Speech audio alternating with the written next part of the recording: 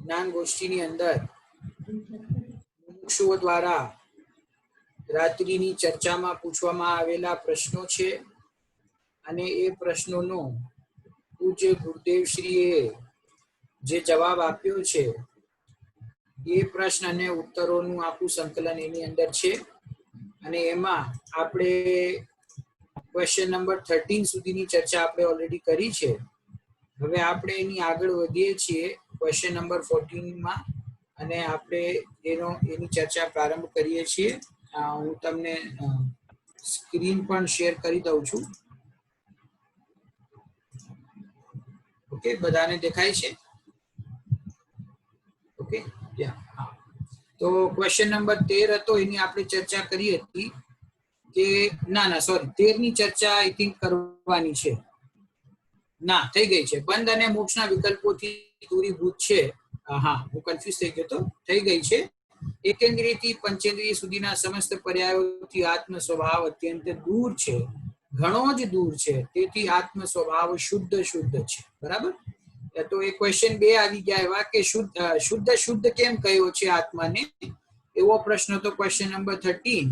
અને પછી ફરીથી ક્વેશ્ચન નંબર 14 છે હવે જે આગળ, કે હું શુદ્ધ છું તેનો અર્થ શું? બરાબર? કારણ કે જીનાગમમાં ઘણી બધી ગાથાઓમાં ઘણી જગ્યાઓએ આ વર્ડ આવે છે કે હું શુદ્ધ છું. કોઈક જગ્યાએ શુદ્ધ કહ્યો, કોઈક જગ્યાએ શુદ્ધ કહ્યો. એટલે બરાબર અર્થ આપણને જુદી જુદી વખતે જુદી જુદી અપેક્ષાઓથી ગુરુદેવે સમજાવ્યો છે એ આપણને ખ્યાલમાં આવે એટલા માટે અહીંયા ક્વેશ્ચન મૂકવામાં આવ્યો છે. કદાચ તમને એમ થાય કે એક વખત તો ક્વેશ્ચન આવી ગયો કે શુદ્ધ છું, એની ચર્ચા આવી ગઈ, તો હવે ફરીથી શુદ્ધ છું એવો ક્વેશ્ચન કેમ આવ્યો છે? તો એનું રીઝન એ છે કે આ કોઈ કન્ટિન્યુઅસલી થયેલા એક પછી એક સિક્વન્સમાં થયેલા ક્વેશ્ચન આન્સર નથી.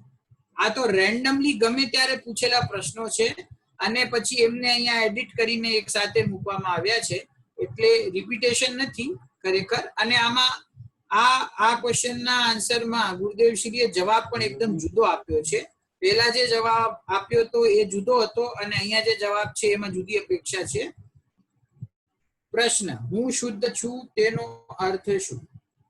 ઉત્તર: નર નારક આદિ જીવના વિશેષો, અજીવ, પુણ્ય પાપ, આશ્રવ, બંધ અને સંવર, નિર્જરા, મોક્ષ એ 9 તત્વોથી એક ટંકોત્કીર્ણ જ્ઞાયક ભાવ વડે અત્યંત જુદો હોવાથી હું શુદ્ધ છું.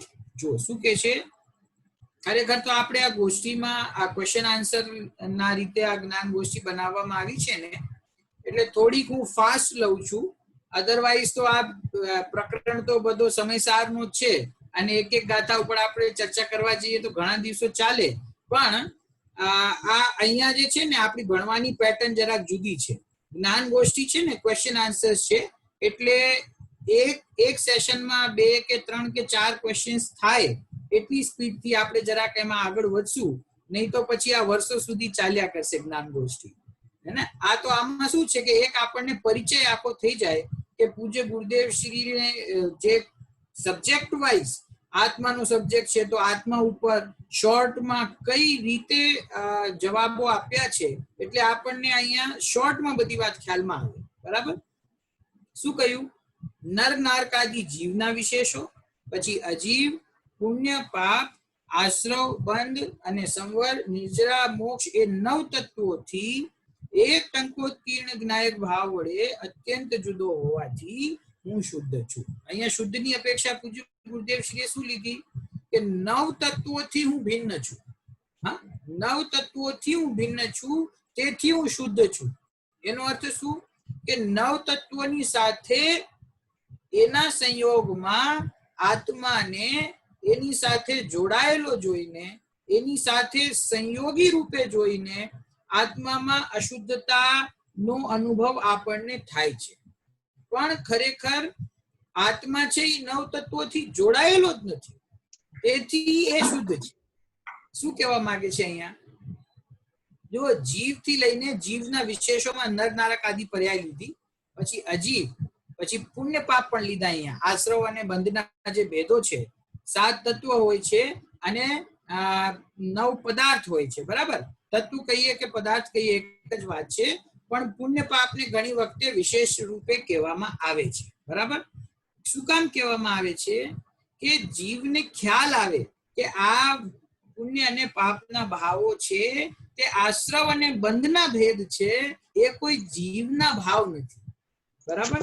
તો અહીંયા નવ તત્વોથી આત્માને જુદો કહ્યું, અને નવ તત્વોથી જુદો હોવાને કારણે પોતાના જ્ઞાયક ભાવના કારણે શું લખ્યું છે? એક ટંકોતીર્ણ જ્ઞાયક ભાવ વડે અત્યંત જુદો હોવાથી હું શુદ્ધ છું. શું કહ્યું? કે હું કેવો છું? કે એક જ્ઞાયક ભાવ રૂપ છું, અને એ જે મારી શક્તિ છે કે હું જ્ઞાયક ભાવ રૂપ છું, એ શક્તિના કારણે જ હું બીજા બધા નવ તત્વોથી ભિન્ન છું અને શુદ્ધ છું. અહીંયા આપણે સૂક્ષ્મતા જોવા જઈએ તો પૂજ્ય ગુરુદેવ શ્રીએ બધું જ કહી દીધું આ બે લીટીમાં, કે નર નારક આદિ જીવના વિશેષો. એટલે એનો મતલબ શું? કે જીવના બાહ્ય પર્યાયના સંયોગને જોઈને જગતમાં જેને જીવ કહેવામાં આવે છે, એવી મનુષ્યની પર્યાય, નારકીની પર્યાય, દેવની પર્યાય કે તિર્યંચ ગતિની પર્યાય, એ જે ચાર ગતિમાં રહેલો છે જીવ છે, બરાબર. તત્વાર સૂત્રમાં જ્યાં જીવની ચર્ચા પ્રારંભ થાય છે તો ત્યાં એમ કહે છે કે જીવો કેટલા પ્રકારના છે? તો જીવો બે પ્રકારના કહ્યા, એક તો સંસારી અને સિદ્ધ. પછી કે સંસારી જીવો કયા છે? તો કે 5 ઇન્દ્રિય વાળા, 1 ઇન્દ્રિય, 2 ઇન્દ્રિય, 3 ઇન્દ્રિય, 4 ઇન્દ્રિય, અસંગની પંચેન્દ્રિય, પંચેન્દ્રિય, એ રીતે જુદી જુદી 5 ઇન્દ્રિયોમાં જે જીવો રહે છે, 4 ગતિઓમાં જે રહે છે તે જીવ છે, બરાબર. તો આગમમાં જીવની ઓળખાણ જો સમજો, બહુ ઇમ્પોર્ટન્ટ પોઈન્ટ છે કે આગમની અંદર જીવનો પરિચય એના સંયોગી ભાવથી આપવામાં આવે છે. કોનાથી આપવામાં આવે છે? સંયોગી ભાવથી. અને પરમાગમમાં જીવનો પરિચય એના સ્વભાવથી આપવામાં આવે છે. અધ્યાત્મમાં જીવનો પરિચય એના સ્વભાવથી આપવામાં આવે છે, કે જે જ્ઞાન વાળો છે તે જીવ છે, જે જ્ઞાનમય છે, ચૈતન્યમય છે તે જીવ છે. તો કોઈ એમ કહેશે કે જે શરીરમાં રહે છે જીવ નથી, તો આચાર્ય કહે છે કે ના, શરીરમાં છે જીવ નથી. જે પુણ્ય પાપના ભાવો કરે છે જીવ નથી, કે ના, જીવ પુણ્ય અને પાપના ભાવોથી અત્યંત ભિન્ન છે, અજીવ તત્વથી અત્યંત ભિન્ન છે, આશ્રવ બંધના ભાવોથી ભિન્ન છે. અરે આશ્રવ બંધ તો છોડો, પણ જે આંશિક રૂપે શુદ્ધ પરિણામ છે, વિતરાગી પરિણામ છે, નિર્મળ પરિણામ છે, એવા સંવર, નિર્જરા અને મોક્ષના તત્વથી પણ જીવ ભિન્ન છે. અહીંયા જે જીવની શુદ્ધતા બતાવી છે ને, સંવર તત્વ સહિત જે જીવ છે એને શુદ્ધ કહેવાય કે ના કહેવાય? જ્ઞાની જીવ છે, જ્ઞાનીને સંવર પ્રગટ થયું, બરાબર. આત્માનુભૂતિ પ્રગટ થતા સંવર પ્રગટ થયું, કર્મોનું સંવર થવાનું ચાલુ થયું.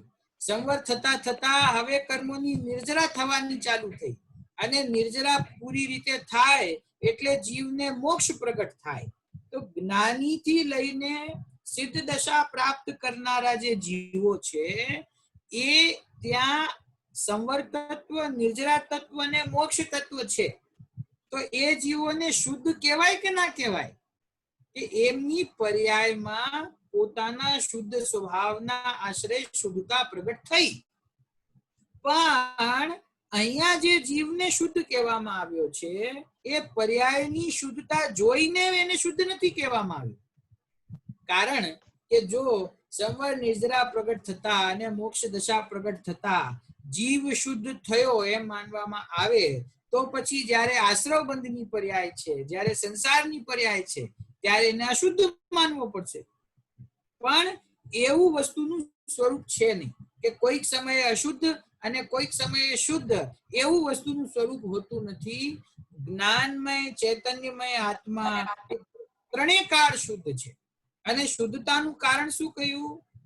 શુદ્ધતાનું કારણ એ નથી કે એને શુદ્ધ પર્યાય પ્રગટ થઈ. શુદ્ધતાનું કારણ એ છે કે એ જીવ તત્વ એ ત્રિકાળી ધ્રુવ ભગવાન શુદ્ધ પર્યાયથી પણ જુદો છે. આ સાંભળવામાં જરાક અઘરું લાગે કે શુદ્ધ પર્યાયથી જુદો એ વળી શું?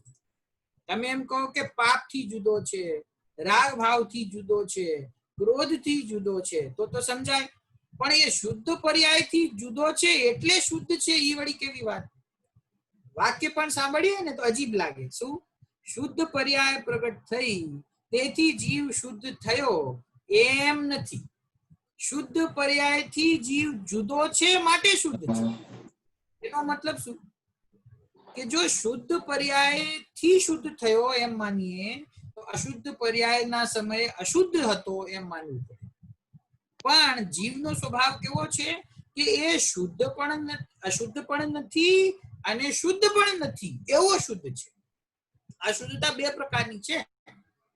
છઠ્ઠી સાતમી ગાથામાં જે ચર્ચા આવે છે ને, તો એની અંદર શું કહ્યું કે આત્મા કેવો છે? કે છઠ્ઠા પ્રમત્ત દશા વાળો આત્મા છે કે અપ્રમત્ત દશા વાળો છે? તો આચાર્ય દેવે કહ્યું કે ના, પ્રમત્ત પણ નથી અને અપ્રમત્ત પણ નથી. બરાબર? તો પ્રમત્ત એ દશા ક્યાં સુધી છે? પ્રમાદ દશા, છઠ્ઠમા ગુણસ્થાન સુધી પ્રમાદ દશા છે અને સાતમા ગુણસ્થાન થી 14મા ગુણસ્થાન સુધી અપ્રમાદ દશા છે. બરાબર? ત્યાં પ્રમાદનો અભાવ થયો. તો જીવ પ્રમાદ છે, પ્રમત્ત અવસ્થા વાળો છે એટલે વિકારી છે કે ના, જીવ અવિકારી છે? તો કોઈ એમ કહેશે અચ્છા એ સાતમા ગુણસ્થાનમાં પહોંચી ગયો ને જીવ એટલે અવિકારી થઈ ગયો, કે ના, એમ નથી. અપ્રમત્ત દશામાં આવી ગયો માટે શુદ્ધ થઈ ગયો એમ નથી. તો શું છે કે પ્રમત્ત દશાથી પણ ભિન્ન છે અને પ્રમત્ત દશાના અભાવમાં જે પ્રગટ થવા વાળી અપ્રમત્ત દશા છે એ અપ્રમત્ત દશાથી પણ ભિન્ન છે માટે શુદ્ધ છે. શું કે છે? અશુદ્ધ પર્યાયથી જુદો છે માટે શુદ્ધ છે એમ નથી. અશુદ્ધ પર્યાયનો અભાવ થઈને શુદ્ધ પર્યાય પ્રગટ થઈ તો એ શુદ્ધ પર્યાયથી શુદ્ધ થયો એમ પણ નથી. તો કઈ કેવો શુદ્ધ છે? કે જે શુદ્ધ અને અશુદ્ધ બંને પ્રકારની પર્યાયોથી જુદો છે એવો શુદ્ધ છે. જેની અંદર અશુદ્ધતાએ કોઈ દિવસ પ્રવેશ કર્યો નથી એવો શુદ્ધ છે. કારણ કે જો હવે આગળની પંક્તિ બહુ કડક આવે છે ગુરુદેવની. શું કે છે જુઓ. સાધક બાધકની પર્યાયથી આત્માને અત્યંત જુદો કયો. શું કહ્યું? એટલે સાધકની પર્યાય છે ને, સાધકની પર્યાય એટલે શું? સમ્યક દર્શન પ્રગટ થાય ત્યારે સાધક અવસ્થા શરૂ થઈ. એ જીવ હવે મોક્ષ માર્ગમાં આગળ વધે છે ને, તો મોક્ષ માર્ગની સાધના કરવા વાળો જીવ, એનું નામ સાધક. સાધક એટલે કે સમ્યક દ્રષ્ટિ. સાધક એટલે ખાલી ભગવાનની પૂજા કરે એનું નામ સાધક નથી. જે ષટ આવશ્યકના પાલન કરે એનું નામ સાધક એમ નથી. મોક્ષ માર્ગમાં જીનવાણીમાં સાધક કોને કહેવામાં આવે? કે જે સમ્યક દર્શન પ્રગટ કરે, મિથ્યાત્વ અને અનંતાનુબંધી કશાયનો અભાવ કરે, એનું નામ સાધક. હવે એની જર્ની સ્ટાર્ટ થઈ છે મોક્ષ માર્ગની. બહુ આગળ નથી ગયો, હજી તો સ્ટાર્ટ થઈ છે. હવે એને 14 ગુણસ્થાન સુધીની યાત્રા કરીને અને સિદ્ધ દશા પ્રાપ્ત કરશે તો ત્યાં સુધી હજી સાધક રહેશે. જ્યાં સુધી સાધ્ય બનતો નથી, એટલે કે અનંત દશા પ્રગટ થતી નથી, ત્યાં સુધી સાધક અવસ્થા છે. પછી અરહંત દશા આવે, પછી સિદ્ધ દશા આવે, ત્યારે એ સાધ્ય દશા કહેવાય છે. બરાબર? ગુરુદેવ શું કે છે? સાધક બાધકની પર્યાયથી આત્માને અત્યંત જુદો કયો.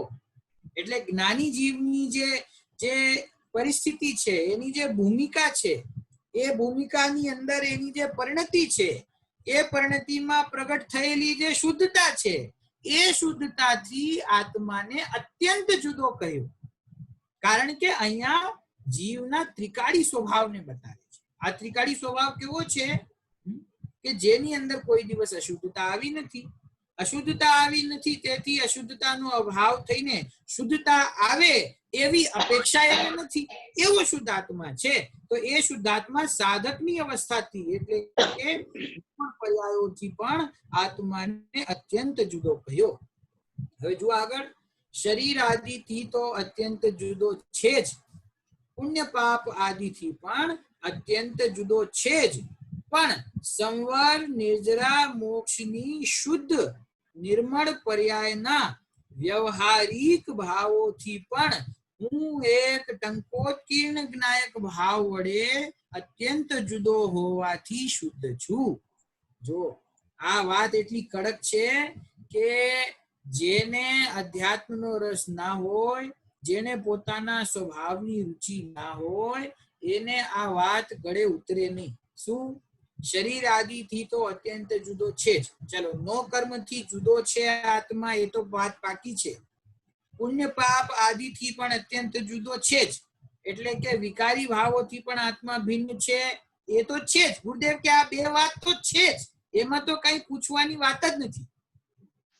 પુણ્ય પાપના પરિણામને પણ ગુરુદેવે શું કહ્યું કે એનાથી તો અત્યંત જુદો છે જ. એટલે એમાં કોઈ શંકા ન રાખવી કે પાપના ભાવથી જુદો છે ને પુણ્યનો ભાવ તો પોતાનો છે. આશ્રવ ભાવ એટલે આશ્રવ ભાવ, પછી પુણ્ય ભાવ હો કે પાપ ભાવ હો, એનાથી આત્મા અત્યંત જુદો છે જ. એટલે એમાં કઈ તો એમાં વિચારવા જેવું કઈ છે જ નહીં, એમાં કોઈ અપેક્ષા લગાવવા જેવી છે જ નહીં. અહીંયા બહુ સમજવા જેવી વાત છે. જ્યારે એમ કહેવામાં આવે ને કે પોતાની વિકારી પરિણતિથી પણ પોતાનો આત્મા ભિન્ન છે, તો ત્યાં શું થાય કે વિદ્વાન હોય ને, એને ઘણા શાસ્ત્રોનો અભ્યાસ કરેલો હોય, બધી અપેક્ષાઓ એને ખ્યાલ હોય, એટલે પછી અપેક્ષા લગાડે કે પુણ્ય ભાવ, પાપ ભાવ એ આશ્રવ ભાવ છે. એ આશ્રવ ભાવ બે પ્રકારના હોય છે, દ્રવ્યાશ્રવ અને ભાવાશ્રવ.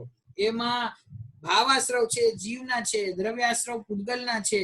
પછી એ જે રાગાદી ભાવ છે એનાથી ભિન્ન આત્માને કહેવામાં આવે, એ તો એકદમ શુદ્ધ નિશ્ચયની વાત છે. પણ આત્માની અંદર આ ભાવો તો હોય છે. અહીંયા શું થાય છે? જોર ક્યાં છે કે પાપ ભાવ, પુણ્ય ભાવ, આશ્રવ ભાવ છે તો જીવનો, પણ શાસ્ત્રમાં કોઈ જગ્યાએ શુદ્ધ નિશ્ચયની અપેક્ષાથી એને જુદો કહેવામાં આવે છે. તો આમાં જોર ક્યાં જાય છે કે ભાવ તો આપણા છે, પણ નિશ્ચય નહીંથી જુદા કહેવામાં આવે છે, એમ નથી. એ ત્રિકાળી ધ્રુવ ભગવાન આત્મા ખરેખર સ્વભાવથી નવે તત્વથી ભિન્ન છે, પણ વ્યવહારથી, સ્થૂળ વ્યવહારથી, સંયોગને જોઈને, સંયોગી ભાવને જોઈને આત્મા રાગી થયો, દ્વેષી થયો, એની અંદર આશ્રવ ભાવ ઉત્પન્ન થયો, એમ કહેવામાં આવે છે. શુદ્ધ છે અને રાગી થયો એમ કહેવામાં આવે છે. પણ જે અધ્યાત્મનો રસ ના હોય તો એ શું કે રાગી દ્વેષી છે એને શુદ્ધ કહેવામાં આવે છે. કોઈ અપેક્ષાએ આત્મા કોઈ અપેક્ષાએ શુદ્ધ કહેવામાં આવે છે એવો નથી. આત્મા તો સ્વભાવથી શુદ્ધ છે. એની સાથે જ્યારે જીવની દ્રષ્ટિ અજ્ઞાનના કારણે પરદ્રવ્ય ઉપર હોય છે, ત્યાં પરદ્રવ્યને એમાંથી કોઈક મારા ઈષ્ટ છે, કોઈક મારા અનિષ્ટ છે એમ માનીને રાગ દ્વેષ કરે છે, ત્યારે મોહરાગ દ્વેષનો ભાવ એની પરિણતિમાં ઉત્પન્ન થયો, ત્યારે એમ કહેવામાં આવે છે કે આ જીવ રાગી થયો, આ જીવ રાગી છે. ખરેખર જીવ તો જ્ઞાનવાન છે, ચૈતન્યવાન છે, એની અંદર મોહરાગ દ્વેષના પરિણામ છે જ નહીં. અધ્યાત્મની ભૂમિમાં આવ્યા પછી ઘડીએ વળીએ એવો વિચાર ના કરવો કે આ પુણ્ય પાપ કોઈક અપેક્ષાએ તો મારા છે ને. એ જે અપેક્ષાએ મારા છે એ અપેક્ષા વ્યવહારની છે, અને એ અપેક્ષા આપણે સમજી લીધી છે.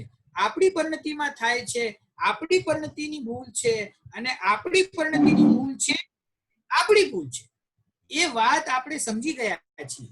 પ્રમાણની અપેક્ષાએ પોતાની જે કોઈ વિકારી કે અવિકારી પર્યાયો થાય છે એ બધી પર્યાયો મારી છે, એ બધી પર્યાયો મારી છે. હવે એ વાત સમજી લીધી, હવે ખ્યાલમાં આવી ગયો કે ભાઈ પર્યાયમાં જે કઈ દોષ છે મારો છે. હવે એમાંથી છૂટવું કઈ રીતે? તો કે છૂટવા માટે પોતાના શુદ્ધ સ્વભાવનો આશ્રય લો. તો શુદ્ધ સ્વભાવનો આશ્રય લઈએ ત્યારે પછી ફરીને એમ વિચાર કરે કે શુદ્ધ સ્વભાવ તો છે, પણ હજી મારી પરિણતિમાં થોડો રાગ તો છે ને, હજી હું સંસારમાં તો રહું છું ને, હજી હું ગ્રસ્તીમાં તો રહું છું ને, તો એટલો તો ભાવ મને આવે જ ને. તો જોર ક્યાં જાય છે? રાગ ભાવ ઉપર, વિકારી ભાવ ઉપર. આચાર્યદેવ આપણને લઈ જવા માંગે છે ત્રિકાળી સ્વભાવ સુધી, શુદ્ધ સ્વભાવ સુધી, અને આપણે ક્યાં ખેંચીએ છીએ આચાર્યદેવને કે ના હું તો રાગી છું, હું તો દ્વેષી છું, હું તો કસાઈ છું. તો આચાર્યદેવ ઘડીએ વળીએ વાતને યાદ નહીં કર તો કે શું મારામાં નથી રાગ? કે જા નથી તારા આચાર્ય જયારે દ્રઢતાથી કે ને કે તું રાગથી ભિન્ન છે, તું વિકારી ભાવોથી ભિન્ન છે, તું આશ્રવથી ભિન્ન છે, તો એટલી બધી દ્રઢતાથી કહેવા પાછળ એમનો અભિપ્રાય શું હોય છે કે અનાદિકાળથી તો આશ્રવ ભાવમાં ચોટેલો છે જ. હજી હું જરા ઢીલ આપી દઈશ કે વ્યવહારની અપેક્ષાએ આ ભાવો તારા છે, તો પછી એમાં જ ચોટશે, પાછો એને જ પકડી રાખશે. એટલે દ્રઢતાથી એને ભિન્ન કરે છે કે ના, એ રાગાદી ભાવ તારા નથી. બરાબર? તો શરીર તો તારું નથી, પુણ્ય પાપના ભાવથી તો તું જુદો છે, પણ સંવર નિર્જરા મોક્ષની શુદ્ધ, જોજો શબ્દ વાંચો ગુરુદેવના, શુદ્ધ નિર્મળ પર્યાયના વ્યવહારિક ભાવોથી પણ હું એક ટંકોત્કીર્ણ જ્ઞાયક ભાવ વડે અત્યંત જુદો હોવાથી શુદ્ધ છું. અહીંયા ગુરુદેવે સંવર, નિર્જરા અને મોક્ષ એ ત્રણેયની શુદ્ધ પર્યાય છે. એ ત્રણેય શુદ્ધ પર્યાયોને વ્યવહારિક ભાવો કહ્યા, વ્યવહારના ભાવો છે એમ કહ્યું. અત્યાર સુધી તો આપણે એમ સમજતા હતા કે પુણ્ય પાપને જીવના કહેવા એનું નામ વ્યવહાર છે, પણ અહીંયા ગુરુદેવ કહે છે કે સંવર, નિજરા, મોક્ષના ભાવને આત્માના ભાવ કહેવા એ પણ વ્યવહાર છે. એ કઈ અપેક્ષા છે? અપેક્ષા બરાબર સમજવી જોઈએ કે પરમ શુદ્ધ નિશ્ચય નહીંથી મારો જે ત્રિકાળ સ્વભાવ છે, એ ત્રિકાળ સ્વભાવ અત્યંત શુદ્ધ છે. એ શુદ્ધ સ્વભાવને અન્ય કોઈ નવીન પ્રગટ થવા વાળી શુદ્ધતાની અપેક્ષા નથી. તેથી એમ કહેવામાં આવે છે કે હું સંવર, નિર્જરા અને મોક્ષની પર્યાયથી પણ ભિન્ન છું. અને સંવર, નિર્જરા, મોક્ષની પર્યાયને જો જીવની કહેવામાં આવે તો તે વ્યવહાર છે. કેમ વ્યવહાર કયો? પર્યાય તો શુદ્ધ છે. સંવર, નિર્જરા, મોક્ષની પર્યાય તો શુદ્ધ છે, તો એમ કહેવું જોઈએ કે પુણ્ય પાપના ભાવો જીવના છે, એમ કહેવું તે વ્યવહાર છે. અને સંવર, નિર્જરા, મોક્ષના પરિણામ જીવના છે એ નિશ્ચય છે, એમ કેવું જોઈએ. પણ ગુરુદેવ કહે છે કે સંવર, નિજરા, મોક્ષના પરિણામ જીવના છે એ વ્યવહાર છે. તો એ શુદ્ધ પરિણામને પણ કેમ વ્યવહાર કહ્યા? કે હું કોણ છું? હું તો ત્રિકાળી શુદ્ધ છું ને, હું તો શાશ્વત વસ્તુ છું, હું તો ધ્રુવ વસ્તુ છું. મારી અંદર બીજો કોઈ ભાવ, એની મને કોઈ જરૂર છે નહીં. મને સંવર, નિજરા, મોક્ષની પણ કોઈ અપેક્ષા છે નહીં. હું તો પરિપૂર્ણ છું ને. જો મને સંવર, નિજરા, મોક્ષ જોઈએ તો એનો મતલબ છે કે હું અપૂર્ણ છું.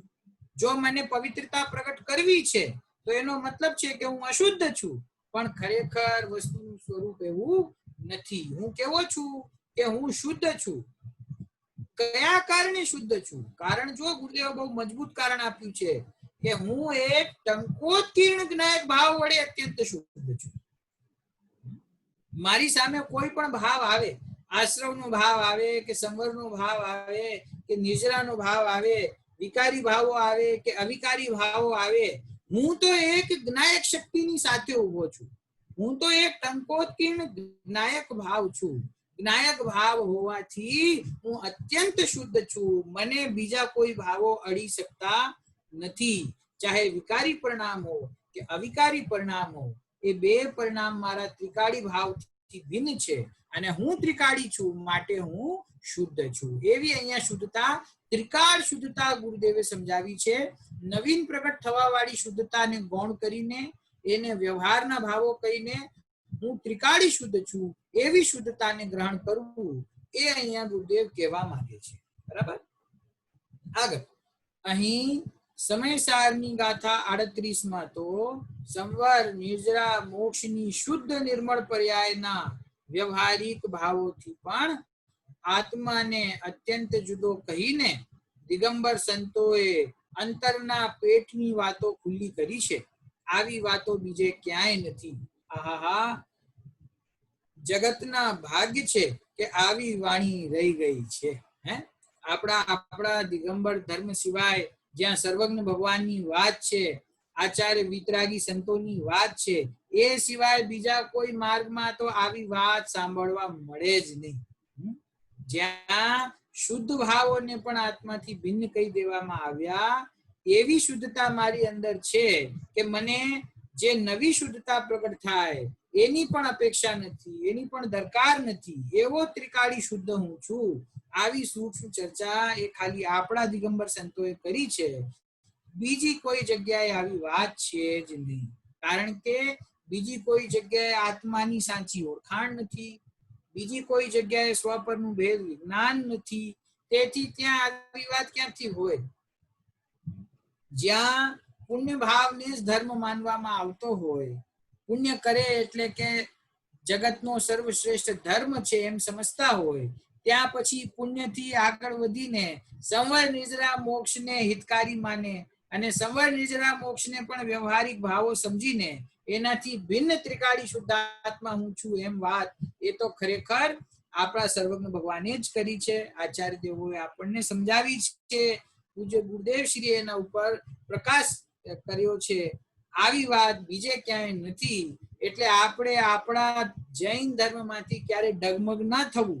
કારણ કે મોક્ષમાં જવાનો એકમાત્ર ઉપાય છે અને એ એકમાત્ર ઉપાય એ આપણી પાસે છે. બીજા કોઈ ધર્મમાં, બીજા કોઈ મતમાં મોક્ષ પ્રાપ્તિનો સાચો ઉપાય છે જ નહીં.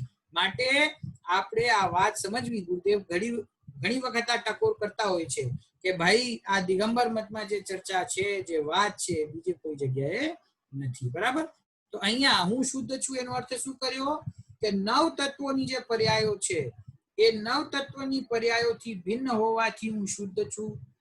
શરીરથી તો હું ભિન્ન છું જ, મોહરાગ દ્વેષના પરિણામથી તો હું ભિન્ન છું જ, પણ જે સંવર નિજરા મોક્ષની નવી શુદ્ધ પર્યાય પ્રગટ થાય છે એનાથી પણ હું જુદો છું. એટલે કે એનાથી જુદો કહેવાનો મતલબ શું?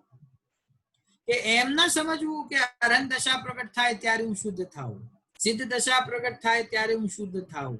અરે એ પર્યાયોથી ભિન્ન, એ પર્યાયોની અપેક્ષાથી રહિત હું ત્રિકાળી શુદ્ધ છું. મારા ત્રિકાળી શુદ્ધ સ્વભાવના આશ્રય તો એ શુદ્ધ પર્યાય પ્રગટ થાય છે. તો એ શુદ્ધ પર્યાયથી મારી શુદ્ધતા નથી, મારી શુદ્ધતાથી એ પર્યાયની અંદર શુદ્ધતા પ્રગટ થાય છે. અને એ જે પર્યાયમાં શુદ્ધતા પ્રગટ થઈ એની મને કોઈ અપેક્ષા નથી. એવો હું અત્યંત શુદ્ધ વસ્તુ છું. બરાબર? ચાલો હવે આગળ ક્વેશ્ચન નંબર 15. ભગવાન આત્મા આનંદ સ્વરૂપ છે. આદિ આત્માના આટલા બધા વખાણ કરો છો, પણ એ ભગવાન ગયો ક્યાં? પ્રશ્ન સમજાય છે? શું કહેવા માંગે છે અહીંયા? હા, કે ભૈયા તમે એમ આટલી વાત તો કરો છો ગુરુદેવ કે ભગવાન આત્મા છે, જ્ઞાનમય વસ્તુ છે, આનંદ સ્વરૂપ છે, અને આટલા બધા વખાણ કરો કે આટલા આત્મામાં અનંત શક્તિઓ છે અને 47 શક્તિઓની આટલી બધી ચર્ચા કરો છો, પણ એ ભગવાન અમને દેખાતો તો છે જ નહીં. એ ભગવાન અમને ખ્યાલમાં તો આવતો જ નથી. એ ભગવાન ક્યાં વયો ગયો? એટલે કે મારો આત્મા ક્યાં છે? મને તો દેખાતો જ નથી. એવો પ્રશ્ન છે. ઉત્તર શું આપે છે જુઓ. ભગવાન તો છે, ત્યાં જ છે, પણ એના ભગવાનનું તેને ભાન નથી. એથી ભગવાન તેની નજરમાં આવતો નથી. પોતે ભગવાન સ્વરૂપ કારણ પરમાત્મા છે એમ જેને બેસે છે તેને કારણ પરમાત્મા છે, પણ જેને પરમાત્મા સ્વરૂપે છું તેમ બેસતું નથી તેને કારણ પરમાત્મા ક્યાં છે? તેને તો રાગ ને અલ્પજ્ઞતા જ છે. જેને કારણ પરમાત્મા બેસે છે તેને કાર્યમાં સમ્યક દર્શન જ્ઞાન ચારિત્ર હોય છે. જુઓ, બહુ સરસ વાત કરી અહીંયા ગુરુદેવે. શું કહ્યું?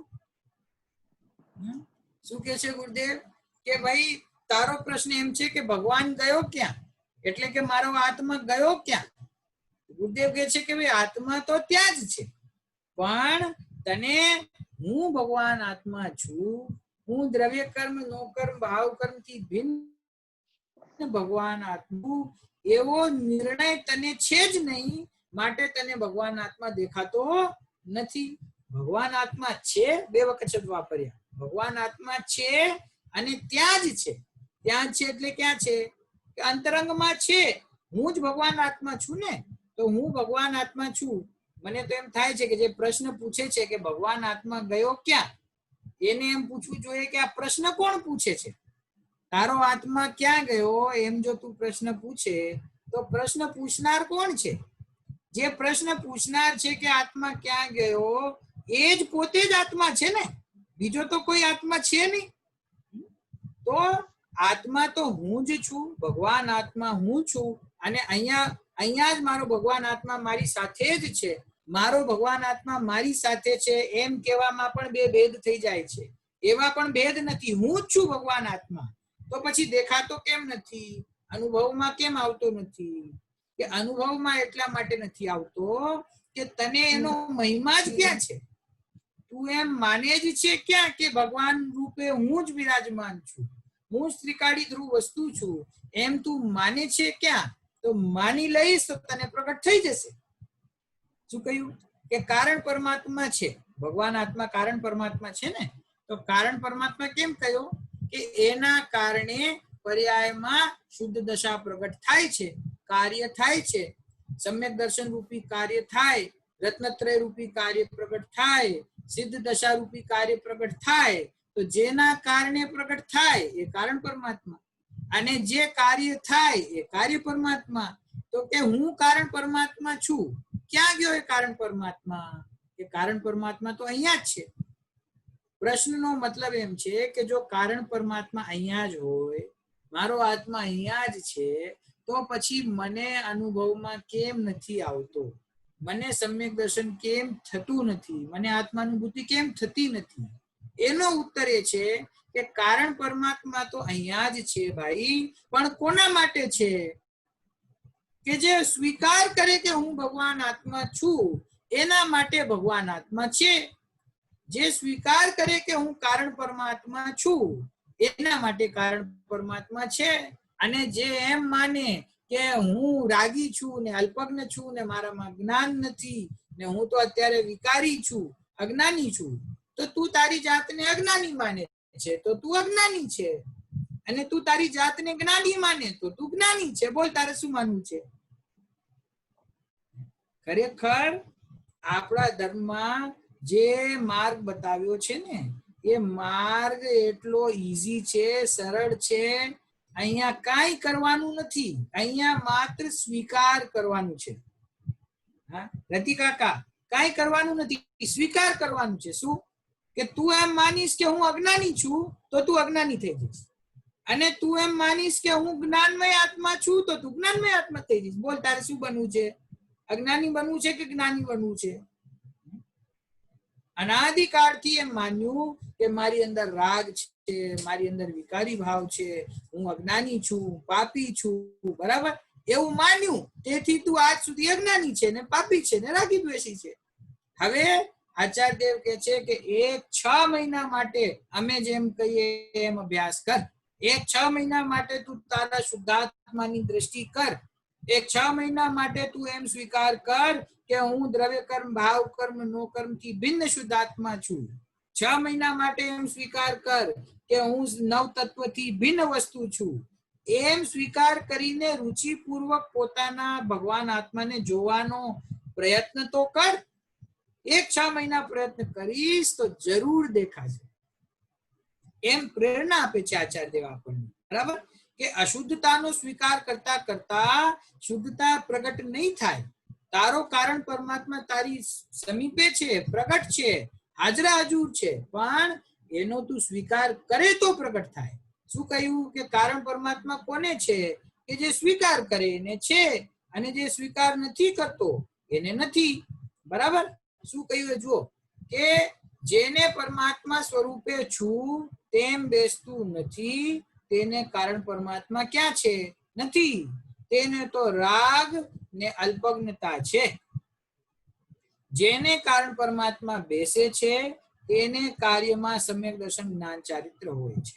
કારણ પરમાત્મા બેસે છે એટલે જેને એ વાતનો સ્વીકાર થાય છે કે હું કારણ પરમાત્મા છું, જેને એ વાતનો નિર્ણય થાય છે કે હું ત્રિકાલી ધ્રુવ વસ્તુ, પરમ પદાર્થ છું, પરિપૂર્ણ વસ્તુ છું, અખંડ છું, મારામાં કાંઈ ઘટતું નથી કે જે મારે બહારથી પૂરું કરવાનું છે, મારામાં કોઈ એવી અશુદ્ધતા નથી કે જેને દૂર કરીને મારે શુદ્ધ થવાનું છે, મારામાં કોઈ અજ્ઞાનનો અંશ નથી કે જેને દૂર કરીને મારે જ્ઞાની થવાનું છે. હું તો પરિપૂર્ણ વસ્તુ, શુદ્ધ વસ્તુ, જ્ઞાનમય વસ્તુ છું, એવો સ્વીકાર જેને થાય છે એને પોતાનું કારણ પરમાત્મા મળી જાય છે અને એની પર્યાયમાં સમ્યક દર્શન જ્ઞાન ને ચારિત્ર રૂપી કાર્ય પ્રગટ પણ થાય છે. તો એવી વાત છે અહીંયા કે ભગવાન આત્મા ક્યાં ગયો તારો ભગવાન આત્મા, કે આજે પ્રશ્ન પૂછનારો છે ને એ જ તારો ભગવાન આત્મા છે, એ ક્યાંય ગયો નથી. તારો કારણ પરમાત્મા તારી સાથે જ છે, તું જ છે, તારી સાથે છે એમ નહીં, તું જ છે, બીજો કોઈ નથી. એનો સ્વીકાર કરતા એ પ્રગટ થાય છે. એવી વાત છે અહીંયા સરસ. જો આગળનો નાનો ક્વેશ્ચન છે 16 નંબર. તો અજ્ઞાનીને શું કરવું? કે અમને અમારો ભગવાન આત્મા દેખાતો નથી, તો તમે એમ કહો છો એનો સ્વીકાર કરો, તો શું કરવું જોઈએ એ જરા અમને સમજાવો. અજ્ઞાનીને શું કરવું? ઉત્તર: અજ્ઞાનીને પહેલા વસ્તુ સ્વરૂપનું સાચું જ્ઞાન કરીને આત્માનું ભાન કરવું એ સમ્યક દર્શન પામવાનો સાચો ઉપાય છે. શુભ રાગના ક્રિયાકાંડ કરવા તે સાચો ઉપાય નથી. બરાબર?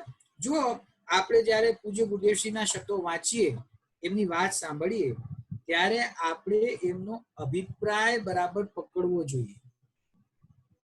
ગુરુદેવની એ વિશેષતા છે કે પ્રશ્ન પૂછનારના અભિપ્રાયને સમજીને ઉત્તર આપે છે અને એ અભિપ્રાય આપણને પણ બરાબર ખ્યાલ આવવો જોઈએ. પ્રશ્ન શું છે? અજ્ઞાનીને શું કરવું? એટલે શિષ્ય એમ પૂછવા માંગે છે, શ્રોતા એમ પૂછવા માંગે છે કે સાહેબ અમે તો અજ્ઞાની છીએ. હવે તમે એમ કહો છો કે આત્માનો અનુભવ કરો ને સમ્યક દર્શન પ્રગટ કરો, એ તો ઠીક છે, જ્યારે થશે ત્યારે થશે, પણ અત્યારે અજ્ઞાન અવસ્થામાં અમે થોડા શુભરાગ કરીએ, પુણ્ય ભેગા કરીએ, એ તો કરવું જોઈએ કે ના કરવું જોઈએ? એ મોક્ષનો માર્ગ ખરો કે નહીં? તો ગુરુદેવે તરત કહ્યું કે અજ્ઞાનીને પહેલા શું કરવું? કે પહેલા વસ્તુ સ્વરૂપનું સાચું જ્ઞાન કરીને આત્માનું ભાન કરવું.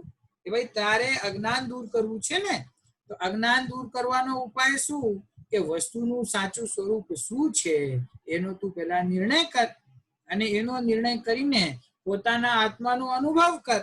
અનુભવ કરવાનો પ્રયત્ન કરીશ તો તને સમ્યક દર્શન પ્રગટ થશે, અનુભવ થશે.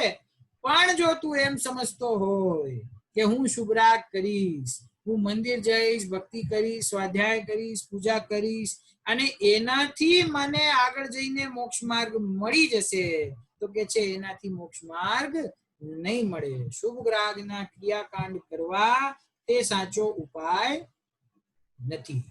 અજ્ઞાનીની અવસ્થા હોય છે ને, તો અજ્ઞાની જે 5 પાપોમાં 4 કષાયોમાં નિરંતર લિપ્ત હોય, એ જ કાર્ય કરતો હોય, તો એને એમ કહેવામાં આવે છે કે ભાઈ દેવશાસ્ત્ર ગુરુ પાસે આવતો ખરો, મંદિરે આવતો ખરો, ભગવાનના સ્વરૂપને જોતો ખરો, તો તને કઈક ધર્મ થશે. સાંભળજો, તો તને કઈક ધર્મ થશે. આ પાપના કામમાં તો તને નિરંતર કર્મ બંધાય છે. તો 5 પાપમાં પ્રવૃત્ત જીવને ત્યાંથી હટાવીને એને મોક્ષનો માર્ગ મળે એ હેતુએ કોઈક વખતે પ્રયોજનવશ વ્યવહારથી, અભૂતાર્થ નહીંથી પુણ્યને પણ ધર્મ કહેવામાં આવે છે, જેથી કરીને પાપથી છૂટીને જીવ દેવશાસ્ત્ર ગુરુના શરણમાં આવે. પણ ત્યાં આચાર્ય દેવનું પ્રયોજન તો એને જેમ અશુભ ભાવમાંથી ખેંચીને શુભ ભાવમાં લઈ આવ્યા, તેમ શુભ ભાવમાંથી પણ ખેંચીને શુદ્ધ ભાવમાં લઈ જવાનું હોય છે. પણ અજ્ઞાની અને આગ્રહી જીવ ત્યાં અટકી પડે છે. તે એમ સમજે છે કે હું પહેલા પાપ કરતો હતો ત્યારે તો મને બહુ કર્મ બંધાતા હતા, હું અજ્ઞાની હતો, પણ હવે હું ધર્મના માર્ગમાં આવી ગયો છું. કેમ કે હવે હું મંદિરે જાઉં છું, પૂજન કરું છું, તપ કરું છું, વ્રત કરું છું, ઉપવાસ કરું છું. સમજી ગયા? તો એને એવો ભ્રમ થઈ જાય છે કે હવે હું બરાબર ધર્મના માર્ગે છું. તો આચાર્ય દેવ એને સમજાવે છે કે તારો જે અશુભોપયોગ ચાલતો હતો ને, એનાથી બચાવવા માટે આ શુભોપયોગની વાત જીવવાણીમાં આવી છે. પણ ખરેખર અહીંયા અટકવા જેવું નથી, આ ધર્મ નથી. કેમ કે જેમ તને અશુભ ભાવથી કર્મ બંધાતા હતા, એવી જ રીતે શુભ ભાવોથી પણ તને કર્મ જ બંધાય છે. શુભ ભાવ કરવાથી તું કર્મથી છૂટતો નથી, તને કર્મનો બંધ થાય છે. માટે ખરેખર એ પણ સાચો મોક્ષ માર્ગ નથી. સાચું મોક્ષ માર્ગ શું છે?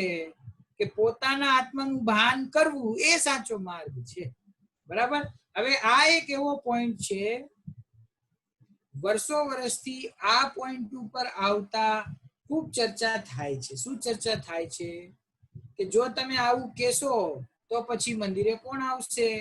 તમે એમ કહેશો કે આનાથી શુભ ભાવ થાય અને શુભ ભાવ મોક્ષનું કારણ નથી, તો પછી આ શુભ ક્રિયાઓ કોણ કરશે? તો પછી વ્રત પૂજા અમારે કરવા કે નહીં કરવા? તો પછી અમારે સ્વાધ્યાય કરવો કે ના કરવો?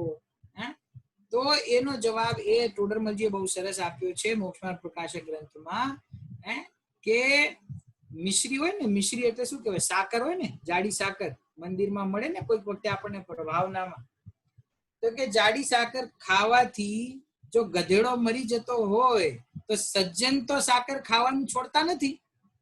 એવું એમને ઉદાહરણ આપ્યું છે કે સાકર તો ખરેખર સારી છે ને, અને એ સાકર ખાવાથી કોઈક ગધેડાને નુકસાન થાય તો સજ્જન પુરુષ કઈ સાકર ખાવાનું ના છોડી દે. એવી, કારણ કે ઉપદેશ હંમેશા ઉપર ચડવા માટે છે, આગળ વધવા માટે છે, પાછળ જવા માટે નથી. તો અહીંયા જે માર્ગ બતાવ્યો છે એ શુદ્ધતાનો માર્ગ છે, એ કોઈને ગમે કે ના ગમે, અજ્ઞાનીને, આગ્રહીને, મિથ્યા દ્રષ્ટિને આ શુદ્ધાત્માની વાત રૂચે કે ના રૂચે, પણ ખરેખર તો સુખી થવાનો માર્ગ આ છે. મુમુક્ષુએ આ માર્ગ છોડવા જેવો નથી. ઉપદેશ હંમેશા આગળ વધવા માટે છે. શુભ ભાવને પણ ક્રિયાકાંડ કહીને હે કહેવામાં આવે છે. તો અશુભ ભાવમાં જવાની તો વાત જ નથી. શુભ ભાવ હે છે એનો અર્થ શું? કે શુદ્ધ ભાવની પ્રાપ્તિ કરો, પોતાના સ્વભાવની પ્રાપ્તિ કરો, એ જ સાચો મોક્ષ માર્ગ છે. તો કે પ્રભુ આપે તો અમને પાપ માર્ગમાંથી ખેંચીને અહીંયા પુણ્ય માર્ગમાં લગાડ્યા. હવે તમે જેમ કહો છો કે આ ધર્મનો માર્ગ નથી, કે ભાઈ ક્રમિક છે, સ્ટેપ બાય સ્ટેપ, જે રીતે જીવની પરિણતિ પોતાના સ્વભાવ તરફ આવી શકે એવો ઉપાય આચાર્ય દેવો બતાવે છે. કે તું 5 પાપમાં પ્રવૃત્ત રહીશ તો તને આત્મા કેવી રીતે સમજાશે? પણ તું મંદિરે આવીશ, ભગવાનના સ્વરૂપને જોઈશ, એમના ઉપદેશને સાંભળીશ, તો તને ખ્યાલ આવશે કે જેવું ભગવાનનું દ્રવ્ય સ્વરૂપ છે એવું જ મારું પણ દ્રવ્ય સ્વરૂપ છે. અને એમને પોતાના દ્રવ્ય સ્વરૂપનો અનુભવ કર્યો એટલે એમની પર્યાયમાં શુદ્ધતા પ્રગટ થઈ, અને મારી પર્યાયમાં હજી અશુદ્ધતા છે, કારણ કે મેં મારા સ્વભાવનો અનુભવ કર્યો નથી. તો ભગવાનને જોઈને તને પોતાના સ્વભાવને પ્રગટ કરવાની પ્રેરણા મળે છે. મંદિરે આવીશ તો તને ભગવાનના દર્શન થાય છે. તેથી શુભ રાગને કોઈક વખતે વ્યવહારથી ધર્મ કહેવામાં આવે છે, પણ એ ધર્મ છે નહીં. અને કોઈ એવી ધમકી આપે તો પછી શું અમે છોડી દઈએ? મંદિરે આવવાનું છોડી દઈએ? તો એનો ઉત્તર એમ છે કે જો તું તારા સ્વરૂપમાં ડૂબી જતો હોય તો છોડી દે. જો તારાથી 24 કલાક તારા આત્મ સ્વભાવમાં રહેવાતું હોય તો છોડી દે. અરે એક અંતર્મુહૂર્ત પણ જો તું તારા સ્વભાવમાં ટકી જઈશ ને તો તને સિદ્ધ દશા પ્રગટ થઈ જશે. અને જ્યાં સુધી ટકી શકતો નથી ત્યાં સુધી શુભ ભાવ આવ્યા વગર રહેશે નહીં. શુભ ભાવ કરવા એ કોઈ તારા હાથની વાત નથી, ને અશુભ ભાવ કરવા એ પણ તારા હાથની વાત નથી. એવા પરિણામો તો એ પોતાની મેળે પરિણામ થયા કરે, પણ હું એનાથી ભિન્ન છું એમ ભેદ વિજ્ઞાન કરીને પોતાના આત્માનું ભાન કરવું એ જ ખરેખર સાચો ઉપાય છે. બરાબર? તો હું અજ્ઞાની છું કે હું હમણાં નવો જ માર્ગમાં જોડાયો છું એમ સમજીને શુભ ભાવનો આશ્રય ના લેવો, અને એવો ઉપદેશ પણ કોઈને ના દેવો કે પહેલા તો તમે આ કરો, આટલું તો કરો, જ્ઞાનની વાતો પછી કરશું. ઘણી વખત શું થાય, કોઈક નવીન વ્યક્તિ આપણી પાસે આવે અને એમ કે સાહેબ અમે તો નવા જોડાયા છીએ, અમને તો હજી બહુ ખ્યાલમાં નથી, તો અમારે શું કરવું? આપણે એમ કરો, તમે પેલા મંદિરે આવવાનું રોજ નિયમ રાખો, પૂજા કરો, પછી આપણે વાત કરીશું. એ મંદિરે આવે બહુ સારી વાત છે, પૂજન કરે, સ્વાધ્યાય કરે, બહુ સારી વાત છે, પણ પોતાના આત્માને ઓળખો, એ ઉદ્દેશ હોવો જોઈએ. સોગાનીજીએ પણ એ જ વાત કરેલી છે એમના ગ્રંથમાં દ્રવ્ય દ્રષ્ટિ પ્રકાશમાં પુસ્તકમાં. ત્યાં પ્રશ્ન પૂછવામાં આવ્યો છે કે જીવની પ્રથમ પાત્રતાનું સ્વરૂપ શું છે? તો એમને એ જ કહ્યું છે કે દ્રષ્ટિ પોતાના આત્મામાં પ્રસરે એ જ પ્રથમ પાત્રતા છે, અંતિમ નહીં. આપણે શું સમજીએ કે અમારા મનુષ્ય ભાવનું ટાર્ગેટ શું છે કે અમારે સમ્યક દર્શન પ્રાપ્ત કરવું. છેલ્લે અમારા અંતિમ ટાર્ગેટ છે કે અમારે સમ્યક દર્શન પ્રાપ્ત કરવું છે. અને જ્ઞાનીઓ એમ કહે છે કે તારું ફર્સ્ટ ટાર્ગેટ હોવું જોઈએ કે સૌથી પહેલા પોતાના સ્વભાવમાં તારી દ્રષ્ટિ પ્રસરે. ઈ તારો પહેલો ટાર્ગેટ છે. ટાર્ગેટ નથી, એમ કહ્યું કે એ તો પ્રથમ પાત્રતા છે. ત્યાંથી પાત્રતા શરૂ થાય જીવ. મોક્ષ માર્ગની પાત્રતા કઈ રીતે શરૂ થાય? બોલો. મોક્ષ માર્ગની પાત્રતા શરૂઆત ક્યાંથી થાય? શુભ ભાવ કરવાથી, વ્રત કરવાથી, ઉપવાસ કરવાથી, પાપ કામો છોડી દેવાથી, હિંસા જૂઠ છોડી દેવાથી શરૂઆત ક્યાં છે મોક્ષ માર્ગ? કે મોક્ષ માર્ગની શરૂઆત જ સમ્યક દર્શન જેણે થયું હોય ત્યાંથી પાત્રતા શરૂ થાય છે. કોઈને ફોરેન જવું હોય તો એના માટે પ્રથમ પાત્રતા શું છે? બોલો, પ્રથમ પાત્રતા શું છે?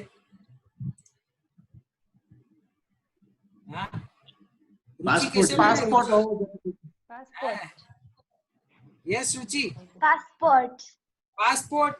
હા, પણ મારી પાસે છે ને મારું ડ્રાઇવિંગ લાયસન્સ છે, પાસપોર્ટ તો નથી, તો મને અમેરિકા જવા મળે? નહીં ચાલે. નહીં ચાલે. કેમ? પણ ડ્રાઇવિંગ લાયસન્સમાં પણ બધી ડિટેલ તો હોય છે ને. કે તમારી પાસે ડ્રાઇવિંગ લાયસન્સ હોય કે તમારો ટેક્સ નંબર હોય કે ગમે તે હોય, 100 ડોક્યુમેન્ટ્સ હોય, પણ જ્યાં સુધી પાસપોર્ટ ના હોય ત્યાં સુધી ફોરેન જવા મળે નહીં. તો એનો મતલબ શું? મિનિમમ ક્વોલિફિકેશન શું જોઈએ? કે પાસપોર્ટ હોવું જોઈએ. મિનિમમ કન્ડિશન છે ને. એવી જ રીતે કે સાહેબ અમારે મોક્ષમાં જવું છે, તો ઇમિગ્રેશન ઓફિસર પૂછે છે, આચાર્યદેવ પૂછે છે કે સમ્યક દર્શનની પાત્રતા છે કે ના સાહેબ સમ્યક દર્શન તો હજી થયું નથી, પણ હું મંદિરે બહુ જાઉં છું, હું તો ખૂબ મંદિરે જાઉં છું, અને હું તો સ્વાધ્યાય પણ ઘણો કરું છું, અને સામાયિક પણ કરું છું, ને બધું કરું છું, અને 10 દિવસના ઉપવાસ કરું છું. કે ભાઈ ઈ તું જે કરતો હોય ઈ, એનાથી તારી મોક્ષ માર્ગમાં આગળ વધવાની પાત્રતા પણ ખુલતી નથી. એ રસ્તો ખુલે એના માટે તને સમ્યક દર્શન જોશે. એનાથી ઓછું કઈ નહીં ચાલે. શું? એનાથી ઓછું તું 100 બીજી વસ્તુ અમને બતાવ, પણ એનાથી ઓછું કઈ નહીં ચાલે. સમ્યક દર્શન પ્રગટ થયું હોય તો તારો મોક્ષ માર્ગમાં સ્વાગત છે. અને જો સમ્યક દર્શન નથી તો ભાઈ તું હજી પહેલા સમ્યક દર્શન પ્રગટ કર, એ જ સાચો ઉપાય છે. એમ આપણને પ્રેરણા આપે છે આચાર્યદેવ કે શું કરવું જોઈએ. અજ્ઞાનીએ શું કરવું? કે અજ્ઞાનીએ વસ્તુના સ્વરૂપનો યથાર્થ નિર્ણય કરી આત્માનું ભાન કરવું.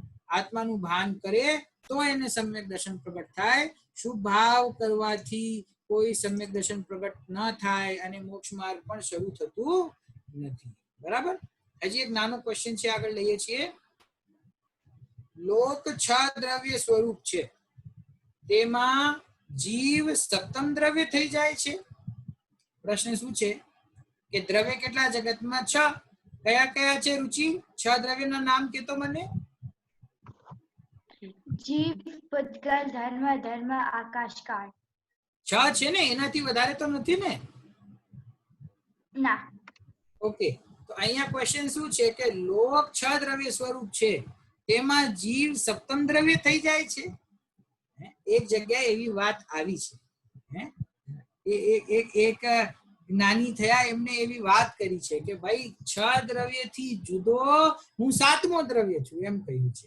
તો એનામાંથી ત્યાંથી એ પ્રશ્ન ઉભો થયો છે કે જીવ 6 દ્રવ્યથી જુદો કોઈ 7મો દ્રવ્ય છે?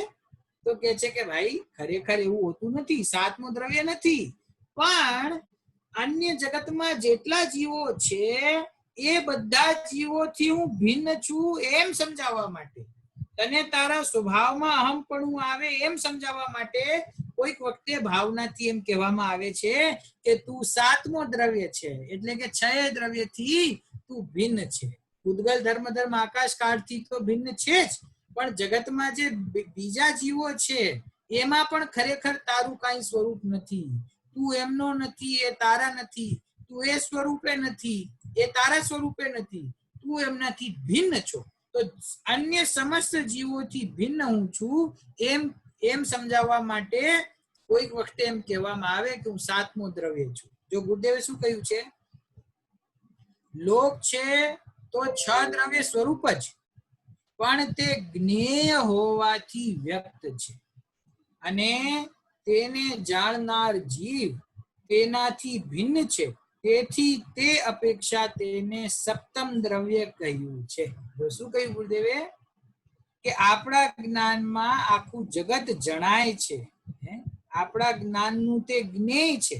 તો મારા જ્ઞાનમાં છ દ્રવ્યો વ્યક્ત થાય છે, એટલે કે પ્રગટ થાય છે.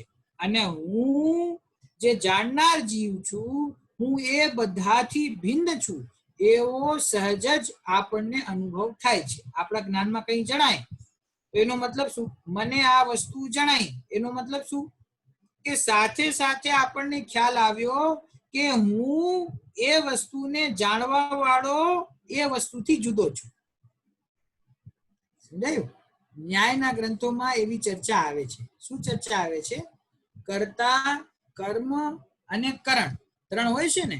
તો આચાર્યદેવે કહ્યું કે આ ત્રણેયનું કહ્યા વગર જ જીવને પોતાની મેળે ભાન થઈ જાય છે.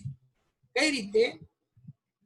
એમને કહ્યું કે જો આ રૂમાલ છે, બરાબર, તો હું મોઢેથી શું બોલું છું કે આ રૂમાલ છે. કહ્યું તમે ખાલી એટલું જ કે આ રૂમાલ છે, પણ એમાં ત્રણ વસ્તુ છુપાયેલી છે. શું? કે આ રૂમાલ છે. જાણ્યું કોણે? મેં જાણ્યું. તો જાણનારો કોણ? કરતા હું, બરાબર. પછી મેં જીવે કોને જાણ્યું? કે આ રૂમાલને જાણ્યું. તો આ રૂમાલ શું છે? કર્મ. અને જાણ્યું કઈ રીતે? કે મેં મારા જ્ઞાનથી એને જાણ્યું, તો એ કરણ. તો ખાલી એક વસ્તુની સામે આપણે જોઈએ ને, એમાં પોતાનો આત્મા ત્યાં હાજર છે, એનું જ્ઞાન ત્યાં હાજર છે, અને એ જ્ઞાનથી એ વસ્તુ જણાય છે. એ બધી વાત ત્યાં સામેલ હોય છે. એટલે કહેવાનો અર્થ શું? કે જે જ્ઞેય જણાયું, તો જ્ઞેય જણાયું ત્યારે સાથે સાથે એમ પણ ખ્યાલમાં આવ્યું કે હું એને જાણનાર એનાથી ભિન્ન વસ્તુ છું. હું જાણનાર છું અને આ વસ્તુ મારા જ્ઞાનમાં જણાવવા યોગ્ય છે. તો એ ભિન્ન છે અને હું ભિન્ન છું. તો એ સમસ્ત વ્યક્ત છ દ્રવ્યો રૂપ જગતથી હું ભિન્ન છું એમ કહેવા માટે, એ અપેક્ષા બતાવવા માટે આત્માને સપ્તમ દ્રવ્ય છે આત્મા, હું સાતમો દ્રવ્ય છું એમ પણ કહેવામાં આવે છે. પણ એનો અર્થ આપણે એમ કહીએ ને, લિટરલી ના લેવો કે કોઈ હું સાતમો દ્રવ્ય છું. સાતમો દ્રવ્ય નથી, છ દ્રવ્યથી ભિન્ન છું માટે સાતમો છું એમ કહેવાનો ત્યાં અર્થ છે. બરાબર? તો અહીંયા આપણે ક્વેશ્ચન નંબર 17 સુધી ચર્ચા કરી છે. Any questions for all this questions? આ સેશનમાં કોઈ ક્વેશ્ચન હોય અથવા પ્રીવિયસ સેશનમાંથી કોઈ ક્વેશ્ચન હોય તો આપણે અત્યારે ડિસ્કસ કરી શકીએ છીએ. સપ્તમ દ્રવ્યની કોને ત્યાં ક્યાંથી આ વાત આવી છે કે ક્યાં શાસ્ત્રની જ્ઞાન? સહજાનંદજી વર્ણી છે કે એવા કોઈ વર્ણીજી થયા છે ને, એમને એક જગ્યાએ એવું કહ્યું છે. મને એકદમ અત્યારે યાદ નથી કયા ગ્રંથમાં છે, પણ એ ભાવના પોતાની વ્યક્ત કરે ને, દ્રઢતા પોતાના સ્વભાવની, તો એ ભાવનામાં એને એમ કહ્યું કે હું તો છ દ્રવ્યથી ભિન્ન સાતમો દ્રવ્ય છું એમ કહ્યું છે. તો કહેવાનો અર્થ એ છે કેમ જેમ આપણે કહીએ ને કે નવ તત્વોથી ભિન્ન હું આત્મા છું, એમ એ રીતે કે હું છ દ્રવ્યોથી ભિન્ન સાતમો દ્રવ્ય છું એમ. હા, ઓકે, મને બરાબર નામ યાદ નહોતું આવતું. શુલ્લક ધર્મદાસજી, બરાબર. આપણે આખી જીવવાણીનો અભ્યાસ કરીએ ને ત્યારે ખરેખર ખાલી દ્રષ્ટિની જરૂર છે. રાઈટ દ્રષ્ટિ, રાઈટ એંગલ, રાઈટ દ્રષ્ટિકોણ આપણને ખ્યાલમાં આવી જાય ને કે કઈ દ્રષ્ટિથી શાસ્ત્ર વાંચવાના છે. જો શાસ્ત્ર તો આપણા આ જ છે, પરમાગમો આ જ છે, આગમ જેટલા ઉપલબ્ધ છે તે આટલા જ છે. આપણે મુમુક્ષુઓ પણ એ જ ગ્રંથોનો અભ્યાસ કરીએ છીએ. આપણા મિત્ર પક્ષ પણ આ જ ગ્રંથોનો અભ્યાસ કરે છે. આ જ ગ્રંથોમાંથી કોઈક રાગની સિદ્ધિ કરી લે છે, કોઈક વિતરાગતાની સિદ્ધિ કરી લે છે, કોઈ પ્રમાણ સ્વરૂપ દ્રવ્ય ગુણ પર્યાયની સિદ્ધિ કરીને એમાં અટકી જાય છે, અને કોઈક એમાંથી પોતાનો રસ્તો કાઢીને પ્રયોજન સિદ્ધ કરીને પોતાના આત્મા સુધી પહોંચી જાય છે. તો ગ્રંથોનો આધાર તો એ જ છે, પણ જો જ્ઞાનીએ જે દ્રષ્ટિથી એ ગ્રંથોનો અભ્યાસ કર્યો છે, એમણે જે ઉપદેશ આપ્યો છે, દ્રષ્ટિ આપણને ખ્યાલમાં આવે ને તો આપણને સાચો માર્ગ મળે. નહીં તો પછી ભેદ પ્રભેદોમાં અને અપેક્ષાઓમાં અને વિસ્તારમાં પછી અટકવાનો રસ્તો બહુ છે. તો એમાં આપણે ના અટકીએ. આ ગુરુદેવની જે દ્રષ્ટિ છે, જ્ઞાનીની જે દ્રષ્ટિ છે, એ દ્રષ્ટિને આપણે ફોલો કરીએ ને તો આપણને બરાબર સ્વભાવ સુધી પહોંચવાનો માર્ગ મળે. નહીં તો પછી આખું જગત કોઈ અનેકાંશવાદમાં અટકાયેલું છે, કોઈ અપેક્ષાઓમાં, કોઈ નિશ્ચય વ્યવહારમાં, કોઈ કર્ણાનુયોગમાં, પણ અટકવાના રસ્તા ઘણા છે. એમાંથી પોતાનો રસ્તો કાઢવો એ મુશ્કેલ છે. અને એ આપણે ગુરુદેવની કૃપાથી જો આપણે નિષ્પક્ષ થઈને એમના અભિપ્રાયનું અનુસરણ કરીશું ને તો આપણને બરાબર રસ્તો આમાંથી મળે એમ છે. બરાબર? ચાલો ક્લાસ પૂરો કરીએ આજનો. हाँ चलो जिनवानी सूपी ले